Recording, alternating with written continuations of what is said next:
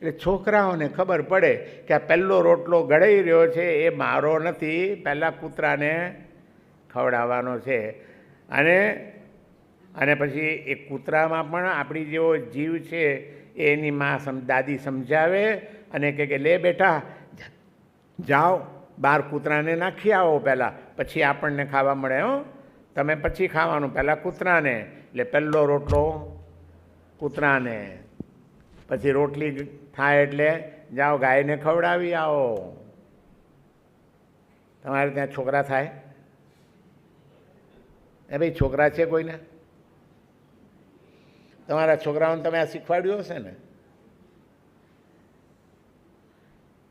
કે પહેલાં રોટલા ગાયને ખવડાવો, પક્ષીને ચણ નાખી આવો સવારે, પછી જ ખાવા મળશે, દૂધું પછી મળશે, જાઓ પહેલાં જે કરી આવો.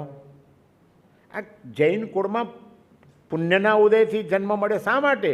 એટલા માટે કે સહજ રીતે આ બધા સંસ્કારો એને મળતા જ જાય. જૈણાના સંસ્કારો, પૂંજણીથી પૂંજીને ચૂલો પેટાવવાના સંસ્કારો, આ બધા સંસ્કારો હતા આપણા. અને એના કારણે જ આજે જૈનો સુખી છે પ્રમાણમાં બીજી પ્રજા કરતાં. જૈનોના સુખનું કારણ મેં બહુ વિચાર્યું.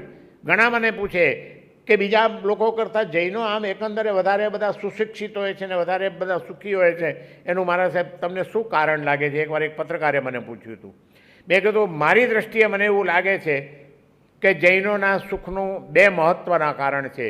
એક એમના હૃદયમાં રહેલી પરમાત્મા પ્રત્યેની અનન્ય ભક્તિ, અને બીજી એમના વ્યવહારમાં વણાયેલી જીવદયાની પ્રવૃત્તિઓ.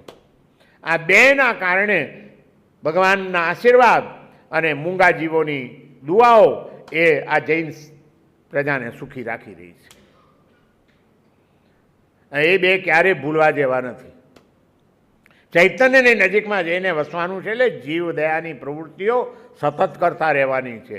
દરેકમાં આપણી જેવો જીવ છે. પછી એ ખાલી કબૂતર અને પક્ષી સુધી સીમિત ન રહે, માણસમાં પણ આવે.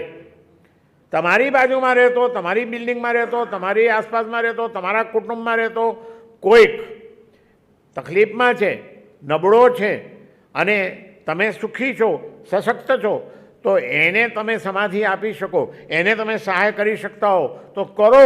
એ પણ જીવદયા જ છો, એનામાં એ જીવ છે. આ તો લોકો એમ સમજે કે જીવદયા એટલે પશુની, એટલે માણસમાં જીવ નથી. અને એમાં કુટુંબીની હંમેશા શરૂઆત કુટુંબથી કરજો.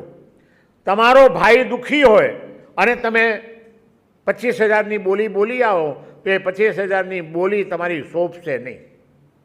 તમારા ભાઈને ત્યાં ઘરમાં કોઈક બીમારી છે અને એને 10,000નો માંદગીનો ખર્ચો કેમ કાઢવો એની પણ ચિંતા છે, ત્યારે તમે કોઈક બીજે ઠેકાણે તમારું નામ આવતું હોય એટલા માટે 50,000 આપી આવો તો એ તમારો ધર્મ સાચો ધર્મ નથી. શરૂઆત ઘરથી કરો. પહેલાં પરિવારમાં કોઈ દુઃખી તો નથી ને, એને તો કોઈ અભાવ નથી ને, એને કંઈ મારાથી સહાયરૂપ થવા એવું છે તો હું પહેલાં થાઉં, પછી બહાર ધર્મની પ્રવૃત્તિ કરવા જઈશ. શરૂઆત પહેલે પિંડે સો બ્રહ્માંડે. ઘરથી શરૂઆત કરો અને પછી ધીમે ધીમે આગળ વધો, પછી સમાજમાં જાઓ.